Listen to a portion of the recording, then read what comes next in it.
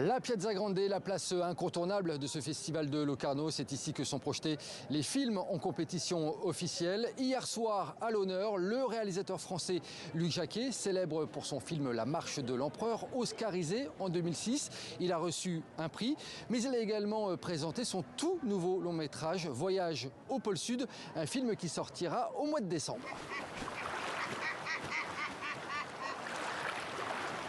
Une chose m'a toujours troublé ici, la soudaineté avec laquelle la vie est capable de surgir.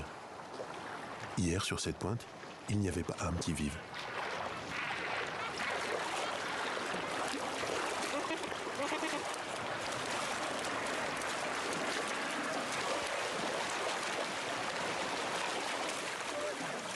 Les manchots papous, on dirait des gamins en voyage scolaire. Ils arrivent par centaines, tous en même temps, comme s'ils avaient rendez-vous. C'est magique. On dit que le pôle Sud, l'Antarctique est un continent magnétique, c'est-à-dire que tous ceux qui y ont mis le pied ont envie de revenir et revenir encore. C'est quelque chose qu'on a du mal à expliquer avec des mots. Moi, j'ai essayé de le faire avec un film. Je crois qu'aujourd'hui, aller vers l'émotion, je crois qu'aujourd'hui, aller vers les grands espaces, c'est pas du temps perdu dans ce monde qui se cherche un peu, qui cherche sa relation à la nature. Je crois qu'offrir un beau voyage de la Patagonie au pôle Sud, c'est peut-être une façon de faire rêver les gens et peut-être, plutôt que de leur faire comprendre, de leur faire ressentir la beauté du monde. Deux autres films ont retenu notre attention, deux films qui présentent le parcours initiatique d'adolescentes, mais aussi qui parlent de la place des femmes dans la société, avec tout d'abord Rivière, film franco-suisse, qui raconte l'histoire d'une jeune hockeyeuse qui tente de s'imposer dans un milieu très masculin. Tu t'appelles comment? Manon. Rivière, c'est qui? C'est mon maillot, j'ai joué là-bas. Bah avec les meufs, tu fais pas du patin plutôt? Oh, putain. Ok, vous êtes prêts? Go!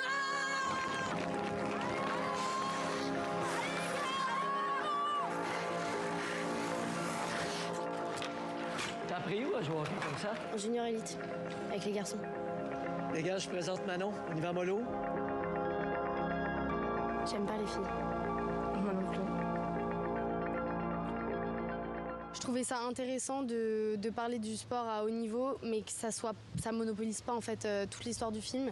Et je trouvais ça intéressant aussi de parler d'une adolescente qui a perdu sa maman de manière trash et assez vive comme ça, et d'un père qui est juste pas présent. Et puis ouais, toute l'histoire en fait, même l'histoire d'amour un peu gênante entre Karine et Manon, je trouvais ça vraiment intéressant. Ça a coulé de source pour moi tout de suite. T'es à ta place sur la glace. Le jour où tu auras compris ça, tu pourras jouer n'importe où. Soyez fiers de jouer dans cette équipe. Soyez fiers d'être lions. Let's go, les gars! Bon, pose une question.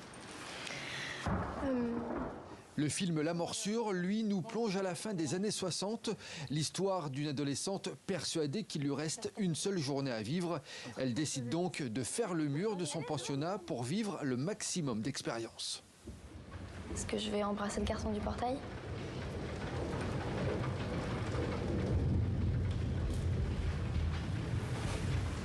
Mais c'est pas grave, il y en aura plein d'autres des garçons.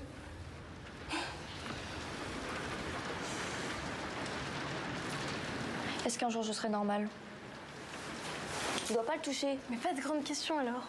C'est un film en fait sur une ouverture au désir, sur un désir d'expérience, de révolte, et un peu sur l'appréhension qu'on peut avoir des premières et des dernières fois. T'es sûr que c'est là?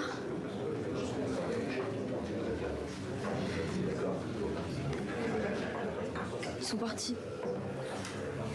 Le pendule a dit qu'on irait, non? Ils peuvent peut-être trouver quelqu'un d'autre.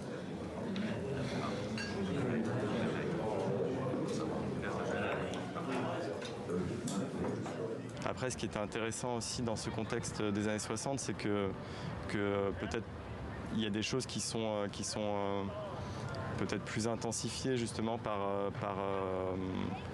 la société qui était vraiment une société qui était vraiment plus figée sur certaines questions, et peut-être que le désir de voir d'autres choses de l'héroïne ou de découvrir par elle-même la vie est peut-être plus fort dans ce contexte de pensionnat religieux et d'années 60 que si ça se passait aujourd'hui. Voilà pour les premières belles surprises de ce festival. Quant à moi, je me suis déjà installé sur la Piazza Grande, à la meilleure place. Événement ce soir avec la projection de The Old Oak, le tout nouveau long métrage du Britannique Ken Loach.